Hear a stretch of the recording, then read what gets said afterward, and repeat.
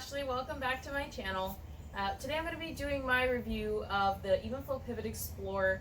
I did a comparison video recently between this and the Pronto and the Baby Trend StrollerWagon, so I'll be referencing that video a few more times in this video, but I'm just going to go ahead and give you my thoughts and opinions this time, just what I liked, what I didn't like, what I learned from using it. So if there's anything that I don't mention, please leave it in the comments and I'll be happy to see what you thought. I'm just going to go ahead and start from the back to the front, just like I did in my other review, and just let you know what I thought. So the first thing that I'm going to cover is the handle. I think that I'm not crazy about it not being covered. Usually strollers come with some kind of like a leather or I don't know, something like that to cover up this styrofoamy feeling, just to keep it from getting too sweaty or anything like that, but this doesn't have that. So I'd like that as an option. My other thought is that the height is a little bit short compared to all the other strollers and wagons I've had, which is way too many. For me, this one is actually a bit short. I'm 5'7", so I'm not outrageously tall, but I do find that I can't put the storage basket in the back, otherwise I do kick it. So I tend to put it in the front. It's a great feature that you can put it on the front or the back. However, if you're out in public, you're using this like as an everyday stroller or something like that, you might want to keep in mind if you have your purse in the basket and it's on the front, that might be a security issue. The other thing that I also wanted to talk about was the pull feature that this has. The pull bar on the Pivot Xplore is seriously awesome, and I just wanted to show you in this clip how easy it is to put it into the pull mode and even to swap the cup holder over so that you can use it at the same time, and how easy it is to put it back. Okay, so unfortunately I don't have a recommendation for you on an organizer that would swivel in a way that would work for this stroller, but I do have a recommendation for a cup holder. It's one I already had, so I have it for my Pronto stroller, but it works universally for all strollers as it attaches with this Velcro. And this is the one that you saw in my video. It holds a phone and it holds up to, I think, a 32-ounce like Starbucks cup.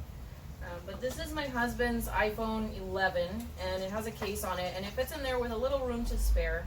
But I know it doesn't fit the bigger iPhone, so it depends on what you have. Or sometimes if you have a pop socket or something like that, it won't fit well. So it depends on what you have. But this is the one that I have. It works really well, and you can flip it like you saw in the video.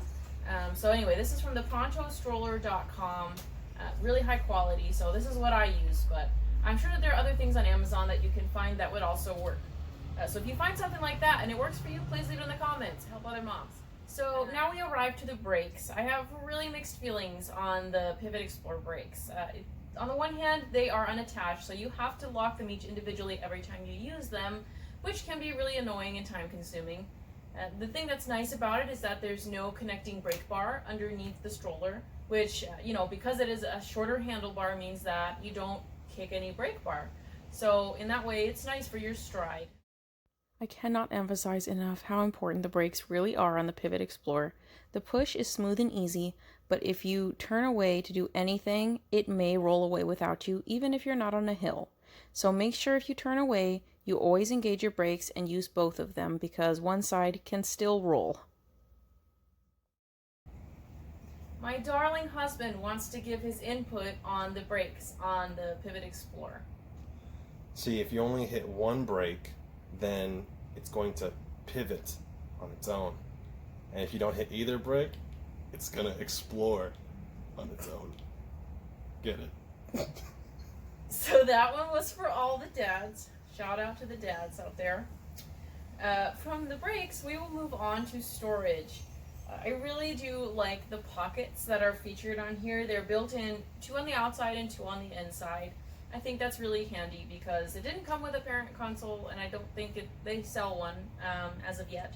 So if you don't have one of those, it's really good for carrying a water bottle or whatever else like that. I also think that the tray that it comes with is really handy. It's really easy to use. It's hard, and it has a place where you can put like a tablet or a phone or something like that, and a cup holder for each kid. So that's a really great added-in bonus. I will say, for my opinion, that the height of the seat backs is not great. I have one child who's 9 months old, and I have one child who's in preschool. And so for the 9-month-old, the seat backs are too short in the sense that his head is really around where the frame is, and you know, he kind of can clunk it around a little bit, so that's not great. But it's too short for my oldest as well, in the sense that there's no support for his back or for his neck or anything for him to lean against. So after about here, he just has to keep himself upright all the time, and there's no way for him to relax. So I'm not crazy about how tall they are, but it does make getting in and out easier. And it does have a great feature that you can lower the front down to make getting in easier for the rider that's going to be on the far side, which is really nice. However, I have seen some parents online using that almost like a stroller. They drop the front down and then push their kid around that way. And I mean, if that works, cool. In the manual, it says that that's not safe to do that. You should only use the stroller when it's engaged and fully locked. So for my 2 cents, I wouldn't advise that, but to each their own. Along the same lines for me as the height of the seat back is the harness. So it has a 3-point harness, and I'm really used to a 5-point harness. That's kind of standard on all the strollers that I've had. I find for my 9-month-old that it doesn't help him very much at all to stay in place. He kind of ends up doing this number or folding over in half, and it's kind of scary going up curbs and things like that with him. So any kind of rough terrain or anything like that is a little bit uncertain for me. He has really good trunk control, and he's been sitting up on his own for months. But if you have a smaller baby, maybe find a way to make a 5-point harness out of this, or this might not just be a good fit. But for my older child, we don't use it at all. So I'm not the biggest fan of the seat belts. Now I'll go on to talk about the tires. The back tires are really great. They're easy to take on and off, and that's really useful when you're going in and out of the trunk. The front tires, unfortunately, are not the same. There's a teensy tiny piece that you have to dig your nail into, or a tool of some kind, to get off the front tires. So if you're just, you know, in and out of the car and you need to make it more compact for your trunk, not the best. It hurts. The other thing I don't like about the front tires is that they don't lock in the front. And I did reference this in my other comparison video, but they don't lock, so it's harder to use them in different terrains and things like that because they don't stay stable. And you certainly can't go down a big hill, you know, at a fast clip or anything, because they get the speed wobbles. So also having to do with the fold is how it does in the trunk. I would say that the overall fold is semi-compact. It's not really flat or anything like that, so you're not going to be stacking anything on top of this in the trunk. But it's a pretty decent fold, especially for a full-size wagon of sorts. The standing fold is really kind of a miss for me. It has like a standing mode that it says, but you kind of have to balance it exactly right for it to actually stay upright. And God forbid somebody bumps it or something like that. It's not going to work out. So for me, that was kind of a miss. One of my big downsides on this one, I think, is the footwell. I do like that it has that as a feature. I think some families really like it. For me, I think having the soft footwell is a little bit dangerous. While we haven't had any lawsuits that I know of in America over damage happening to children because of that, I know in other countries that they have. And there have been times where I've been pulling my kids up the curb, and I found that they were very scarily close to getting their foot pinched on the curb going up it because it's a soft footwell. Something like the Veer has a hard footwell, so it keeps any damage from happening to children's feet. So it's something to keep in mind. It's not my favorite thing, so I try and avoid going up and down curbs or anything rocky or sharp underneath it if I can. But also another part of the footwell that you would want to consider is if you're going to be out for a long day, kids are going to want to take a nap, something like that, you're going to have to stuff the footwell with something to give them an even area to sleep on. So whether you bring a couple of blankets or something to put there, it's kind of just more things to bring around with you, but it's something to consider if you do want to get something with a footwell. So referencing the curb, like it has to do with the footwell, I also think that the curb is something to think about when you're using this, in the sense that there is no brake line that you can put pressure on with your foot to help you pop up over any curbs that you're going over. So you have two options with the Pivot Xplore to go over curbs. One, you can put weight firmly just down on the handlebar, which puts a lot of pressure on these points here. And I found that even with only my 9-month-old on the far side of the stroller, it's hard to get it up. It's hard to get it over the lip of whatever you're stepping over. So that's just something to consider. Either that, or you can go ahead and put it into pull mode and try and pull it up the curb.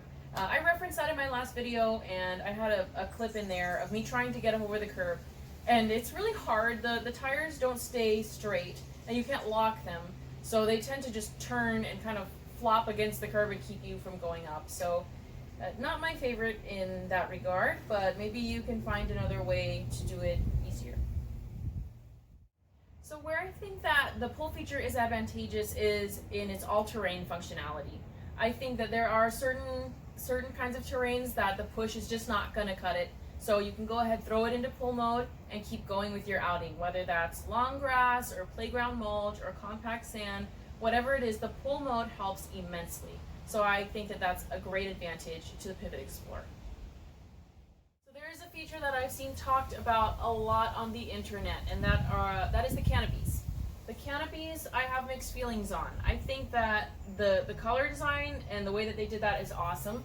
You have one color scheme that's black and gray. It kind of shines in the sun. You can see that it's a camel pattern. Really cool. I do like that it has built-in mesh. I wish it was optional. I wish there was some kind of a flap here for if it's cold and windy kind of thing. The other color is this like neon yellow-green tennis ball kind of color. I know they sell other color schemes, but this is the one that I have. And I really do like how you can change it very easily. You just shove one side under the other and you're good to go. The thing that I'm not crazy about is that it doesn't effectively block sun, which is kind of important in a canopy. I'll put some video clips in here of how that looks. In order to give the baby shade, we have to give him both canopies. And it's kind of like a math problem. Every time you turn, the angle of the sun changes and you have to change the angle of the canopy. Thankfully, my oldest adores his little brother, and he doesn't mind giving him the canopies, but it can be a real pain if it's really hot and there's a lot of sun out that day. My final comment on the Pivot Explorer is that I think that it's more aesthetically pleasing than other stroller wagons on the market are these days. My husband's first comment when we pulled out of the box was that he thought it looked cool. I think the camo thing appeals. I mean, he's a veteran, so you know that makes sense.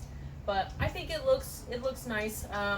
It's a little bit narrow and short, so that's something to keep in mind. But it works for people of different heights. So just from looks alone, it doesn't look corny. It's a cool looking wagon. So that's my opinion. That's my thought. Those are my thoughts.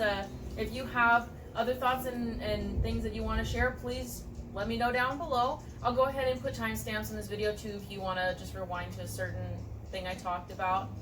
My next video is going to be a review on the Pronto stroller, and that has been much requested, so I'm really looking forward to doing that and getting your thoughts on it. Please go ahead and watch it and stay tuned to my channel. Thanks for watching this one, and I'll catch you next time. Bye! This is Phoebe. She's our mascot for the Ashley Soda Pop YouTube channel, and you'll definitely be seeing her in other videos, so totally not sponsored.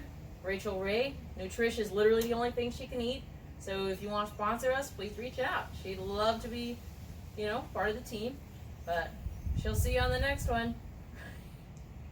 Oh!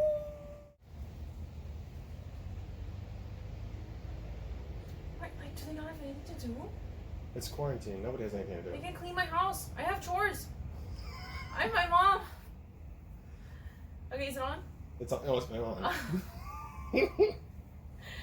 I can go put a sign out front that says "Making Stroller Video. Please be quiet."